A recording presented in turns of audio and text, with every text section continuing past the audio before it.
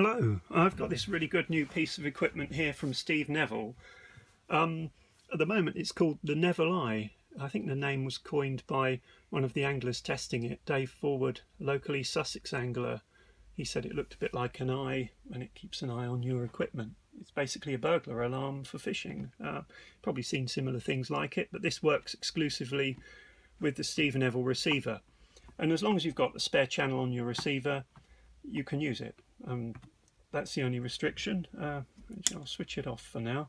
Now, what it is a PIR sensor, and it's quite a special one actually. It does a bit more than just your normal PIR because you can use it in daylight. It looks for a profile of somebody kind of walking around. So over a certain window of time, if it sees the right amount of pulses at the right space, it sort of says, it makes a decision and says, yeah, I think that's someone walking around who shouldn't be here, and it sends a signal to your receiver to let you know. So if you're asleep at night, it's primarily for use at night, then it wakes you up to let you know you should go and have a look, see what's going on outside. Also, it works up to a range of the same sort of range as the remote alarms, which on the new receiver is quoted at about 650 meters. I've tested them a lot further than that, and other people have. With the old receiver, it's certainly tested up to 500 meters. That's in open line of sight in pretty much ideal conditions, but that's a heck of a long way. Anyway, to look at it, it looks the same form factor as the alarm, exactly the same thickness, within probably half a millimeter or so, same height. It's sealed in the same way, so it's waterproof. It's got a bank stick attachment because you can put it on your buzz bars, or you can put it on a bank stick hidden away in the undergrowth. So anyway, I'll put the alarm aside there and I'll switch it on. What happens is when you switch it on, it gives you 30 seconds to allow the circuitry to settle and to let you move away, because you don't want to set it off straight away. So I'll turn that away from me while I program it in. So I'll switch the receiver on. I've got a receiver with all yellow LEDs, but that doesn't matter. And I'll program this to channel 1. This is the latest receiver, but it works on any Steve Neville receivers as long as you've got the spare channel. So there's channel 1 switched on, ready to program. 20 seconds should have elapsed by now, so I'll turn it over and I'll let it see that I'm here. So I just move my hand near it. It looks at for a few seconds and then it makes a decision and says, yep, there's definitely somebody there, in the line of sight of the sensor, and it's programmed it in. It sends a stream of pulses so that you can differentiate it from an alarm going off. So if you hear that kind of four bleeps, I think it is, on the trot, then you know that it's your Neville Eye rather than an alarm going off. So that's programmed in. I'll turn the Neville Eye back over and I'll let it see me here. So it's noticed that there's somebody in here moving around.